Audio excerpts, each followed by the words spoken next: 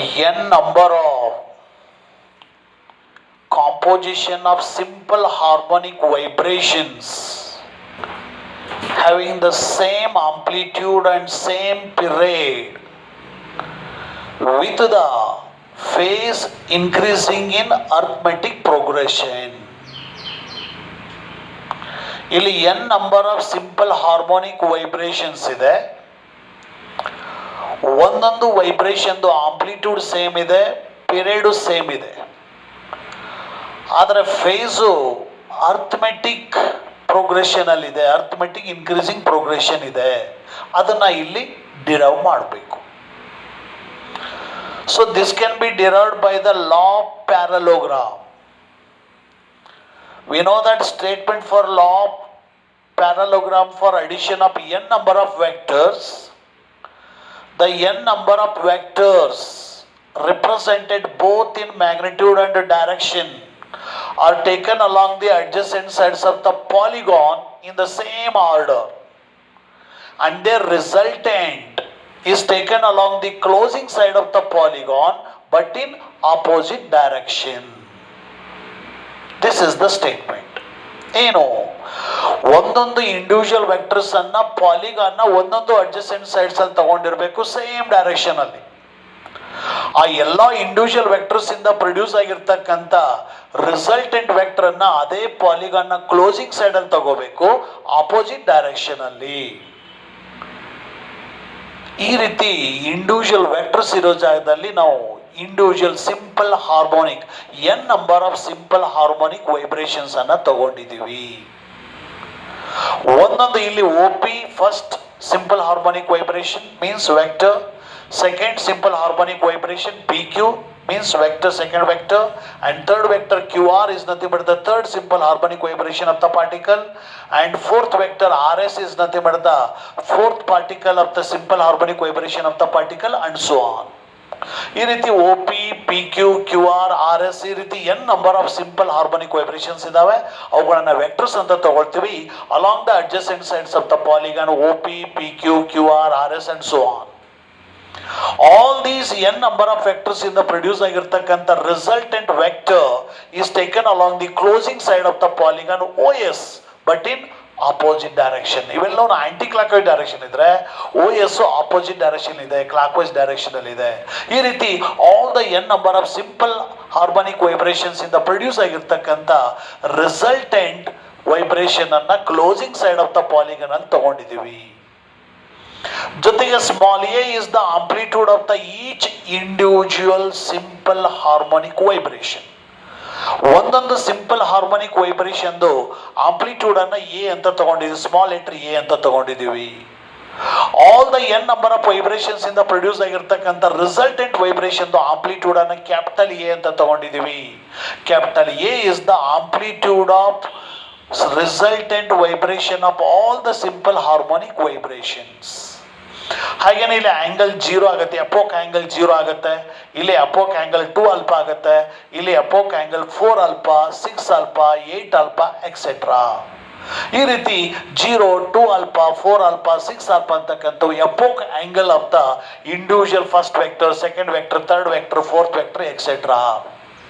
ಅದೇ ರೀತಿ 5 is the epoch angle of the resultant vector. All the n number of simple harmonic vibrations that produce agiro resultant vector do epoch angle anna 5 anta tagondidivi and amplitude anna capital A anta tagondidivi.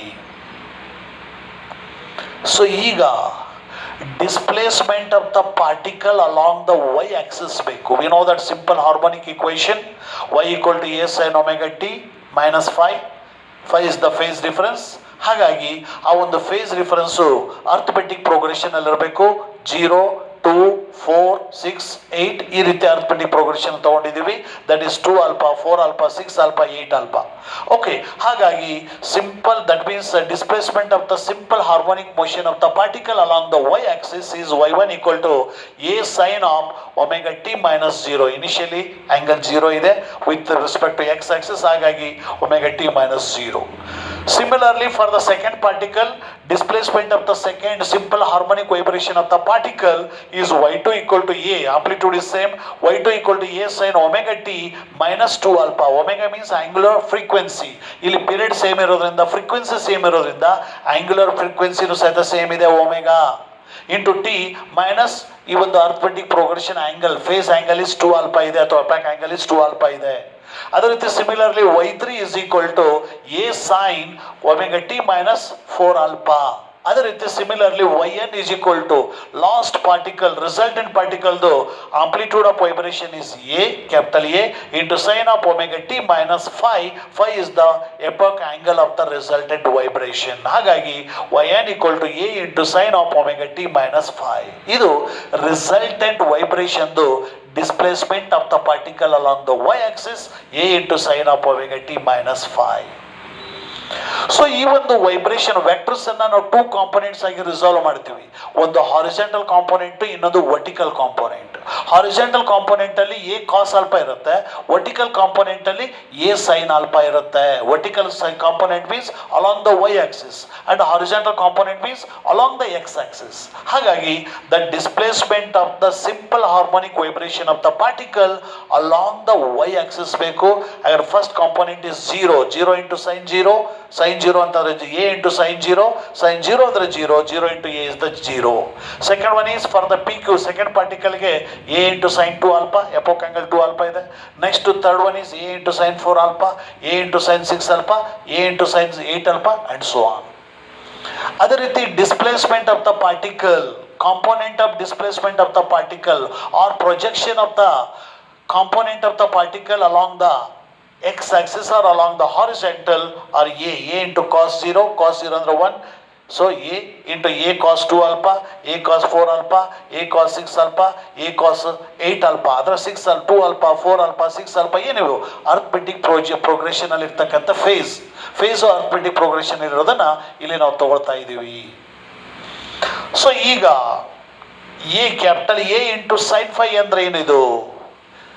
Resultant vibration, the component of the resultant vibration along the y-axis is capital A sin phi is equal to 0 plus A sin 2 alpha plus A sin 4 alpha plus etc.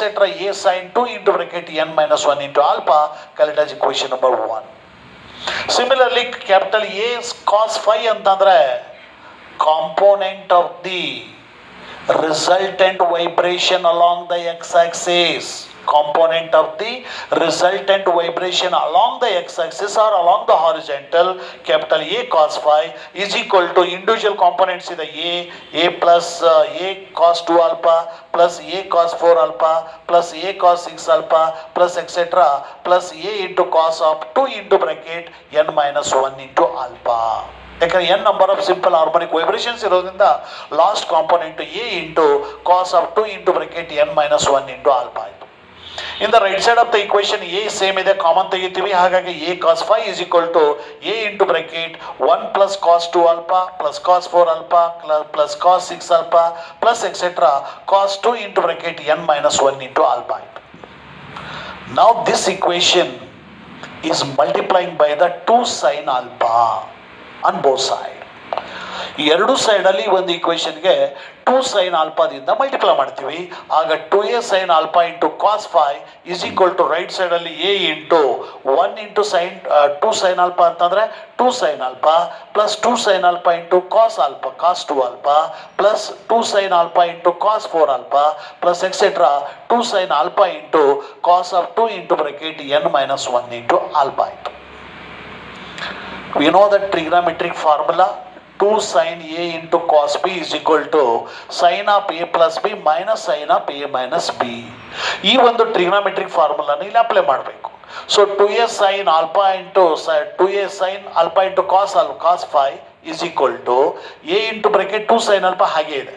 So ಅಲ್ಲಿ 2 sin alpha into cos 2 alpha ಇದೆ. ಹಾಗಾದ್ರೆ instead of a alpha ಇದೆ, instead of b 2 alpha ಇದೆ. ಹಾಗಾದ್ರೆ alpha plus 2 alpha ಅಂತಂದ್ರೆ 3 alpha, then 2 alpha minus alpha ಅಂತಂದ್ರೆ alpha. ಹಾಗಾಗಿ sin 3 alpha minus sin alpha ಬಂತು. ನೆಕ್ಸ್ಟ್ ಇಲ್ಲಿ 2 sin alpha into cos 4 alpha ಇದೆ, ಅಂದರೆ ಇನ್ಸ್ಟೆಡ್ ಆಫ್ ಎ ಆಲ್ಫಾ ಇದೆ, ಇನ್ಸ್ಟೆಡ್ ಆಫ್ ಬಿ 4 ಆಲ್ಫಾ ಇದೆ. ಹಾಗಾಗಿ ಅಲ್ಲೇನಂತ ಬರಿತೀವಿ, 4 ಆಲ್ಫಾ ಪ್ಲಸ್ ಆಲ್ಫಾ ಅಂದ್ರೆ 5 alpha, sine 5 alpha minus 4 alpha minus alpha ಅಂತಂದ್ರೆ 3 ಆಲ್ಫಾ ಅಂಡ್ ಸೋ ಆನ್. ಅಲ್ಲಿ ಲಾಸ್ಟ್ ಟರ್ಮ್ ಅಲ್ಲಿ ಏನಾಗುತ್ತೆ ಅಂದ್ರೆ sine of 2n minus 1 into alpha minus sine of 2n minus 3 into alpha ಆಯಿತು. ಈಗ ನೋಡಿ ಅಲ್ಲಿ ಕ್ಯಾನ್ಸಲ್ ಆಗುತ್ತೆ. So that sine 3 alpha plus sine 3 alpha minus 3 sine alpha cancel ಆಗುತ್ತೆ. So plus sine 5 alpha minus sine alpha cancel ಆಗುತ್ತೆ, minus 5 alpha cancel ಆಗುತ್ತೆ. ಹಾಗಾದ್ರೆ ಇಲ್ಲಿ ಉಳಿದಿದ್ದೇನು, 2 sin alpha minus sin alpha. 2 sin alpha minus sin alpha is nothing but sin alpha. Next last term ಅನ್ನ ನಾವು subtract ಮಾಡಿದ್ವಿ ಅಂತಂದ್ರೆ cancel ಆಗಿ ಏನು ಉಳಿಯುತ್ತೆ ಅಂದ್ರೆ sine of 2n minus 1 into alpha. Last term cancel ಆಗಿ 2 sin alpha minus sin alpha ಅಂದ್ರೆ sin alpha plus sine of 2n minus 1 into alpha. Again one more trigonometric formula ಗೊತ್ತಿದೆ, that is sine A plus sine B is equal to 2 into sin of a plus b by 2 into cos of a minus b by 2. ಇಲ್ಲಿ formula ಗೊತ್ತಿದೆ, sin a plus sin b is equal to 2 into sin of a plus b by 2 into cos of a minus b by 2 ಆಯಿತು. ಹಾಗೆ left ಸೈಡಲ್ಲಿ same 2 sin a 2a into sin alpha into cos phi is equal to, ಇಲ್ಲಿ instead of a alpha ಇದೆ, instead of b ಅಲ್ಲಿ 2n minus 1 into alpha ಇದೆ. ಎರಡನ್ನ add ಮಾಡಿದಾಗ plus alpha minus alpha cancel divided by 2 ಇರೋದ್ರಿಂದ 2 into A sine n alpha ಉಳಿತು. ಅದೇ ರೀತಿ ಎ ಮೈನಸ್ ಬಿ ಬೈ 2 ತಗೊಂಡಾಗ cos of n minus 1 into alpha. ಹಾಗಾಗಿ 2a into sine alpha into cos phi is equal to 2a into sine n alpha into cos of n minus 1 into alpha. Cross multiply ಮಾಡಿದ್ರೆ we get A cos phi, amplitude of the resultant component of this resultant simple harmonic vibration along the x-axis a cos phi is equal to a into sin n alpha into cos of n minus 1 into alpha divided by sin alpha, and call it as equation number 3. Okay, now the same, when the equation 1 is simplified, we get a cos phi into sin of n alpha into cos of n minus 1 into alpha divided by sin alpha. Now on the equation number 1, that is a sin alpha is a sin phi is equal to 0 plus a sin alpha 2 alpha plus a sin 4 alpha a sin 6 alpha is simplified. ಆ ಒಂದು equation ಅನ್ನು simplify ಮಾಡಿದ್ರೆ according to this equation we get same thing, a sin phi is equal to a into sin n alpha into sin of n minus 1 into alpha divided by sin alpha. Here only the difference, ಅಲ್ಲಿ cos of n minus 1 alpha ಇದೆ, ಇಲ್ಲಿ sin phi ಇರೋದ್ರಿಂದ sin of n minus 1 into alpha ಇದೆ. ಇಲ್ಲಿ cos phi ಇರೋದ್ರಿಂದ cos of n minus 1 into alpha ಬಂತು, ಇಲ್ಲಿ sin phi ಇರೋದ್ರಿಂದ sin of n minus 1 into alpha ಬಂದಿದೆ. ಹಾಗಾದ್ರೆ this a cos phi ಅಂತಂದ್ರೆ ಏನು, amplitude of component of the amplitude of resultant vibration along the x-axis. ಅದೇ ರೀತಿ a sin phi ಅಂತಂದ್ರೆ component of the resultant vibration along the x-axis side. Along the y-axis equal to this side. Now this equation 3 and 4, squaring and adding the equations 3 and 4. Equation 3 ಮತ್ತು 4 ಅನ್ನು square ಮಾಡಿ add ಮಾಡೋಣ.